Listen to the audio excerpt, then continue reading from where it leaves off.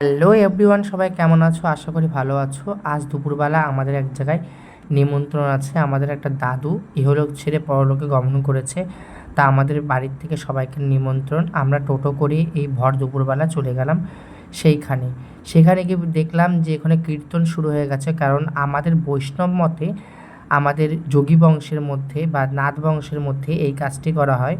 অন্যান্য সম্প্রদায়ের মধ্যে কীরকমভাবে কাজ করা হয় আমার তো জানা নেই, কিন্তু আমাদের এই সম্প্রদায়ের মধ্যে মহাপ্রভুকে আবাহন করে আমাদের এই কাজটা সম্পূর্ণ করা হয়। তো এখানে কীর্তন চলছে, সবাই মিলে কীর্তন করছে। এর মধ্যে আমাদের কুলগুরু তিনি এবার ভোগ আরতি শুরু করবেন।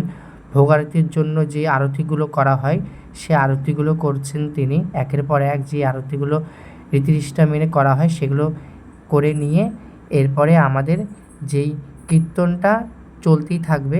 এরপরে আমাদের ফুল বৃষ্টি থেকে শুরু করে বিভিন্ন কিছু হবে, সেগুলো তোমরা দেখতেই থাকো। আমরা তারপরে মহাপ্রভুকে আমি দর্শন করে নিলাম।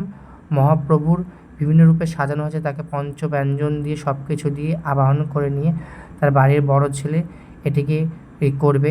আমাদের যে ইষ্টগুরু কুলগুরু তাকে আমন্ত্রণ করে ধূপ দীপ দিয়ে আমন্ত্রণ করা হলো। তার পাদুকা ধুয়ে দিয়ে সব কিছু তার কাজটা করে নিয়ে আমাদের এই যে বিশেষ কাজটি সেটা হলো ভাণ্ড। এটাকে ভাণ্ডই বলা হয়। তার বাবার শ্রাদ্ধের আমাদের মধ্যে শ্রাদ্ধ নেই, আমাদের মধ্যে বৈষ্ণব মতেই সব কাজ। তাই এর মধ্যে তার বাবার আত্মার শান্তির জন্য যা যা কর্ম হয় সেগুলোর মধ্যেই দেওয়া হয়েছে। তারা নিষ্ঠা সহকারে এই কাজটি করে নিয়ে এই ভাণ্ডর মধ্যে আছে তার বাবার প্রাণ। কারণ আমাদের মধ্যে ইহলোক ছেড়ে পরলোকে গমন করার জন্য এই ভাণ্ডটিকে ভাঙা হয়। তো আমাদের এই কাজটি অবশ্য একটি মূলত কি বলা যায়, এটা একটা প্রধান কাজ। যে কাজটা তার বাড়ির বড় ছেলে এবং তার ছোট ভাই সবাই মিলে, বৌমা সবাই মিলে এই কাজটি করে। এই ভাণ্ডটা যখনই ভাঙা হবে আমরা মনে করি যে তার আত্মার শান্তির জন্য ইহলোক ছেড়ে পরলোকে গমন করার একটি রাস্তা করে দেওয়া হয়েছে। তো এই আর পাশে গান চলছে। এবার ভাণ্ড ভাঙার পালা। ভাণ্ড ভাঙলে তার আত্মা শান্তি কামনা করলো। সবাই লুটিয়ে পড়লো মাটিতে এই আত্মার শান্তি কামনা করার জন্য, কারণ তিনি আর এই আমাদের ধরাধামে নেই, তিনি পরলোক গমন করেছে। তারপরে আমাদের শুরু হবে আমাদের যে কাজ, মধ্যাহ্ন ভোজন।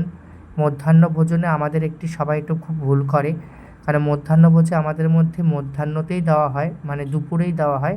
সেটা অনেক ভুল করে রাতেরবেলা চলে যায়। সে রাতেরবেলা আমাদের কিছু পাওয়া যায় না। সবাই লাইন দিয়ে বসে পড়েছে। আর এই দেখো মহাপ্রভুর প্রসাদ সবাইকে একটু একটু করে দেওয়া হলো।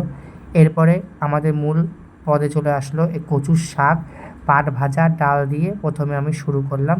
তারপরে দিল একটি সুপ্ত 5 রকমের, আর মোচার ঘন্ট, আলুর দম, পায়েস, চাটনি, পাঁপড় দিয়ে আমাদের এখানে শেষ করা হলো।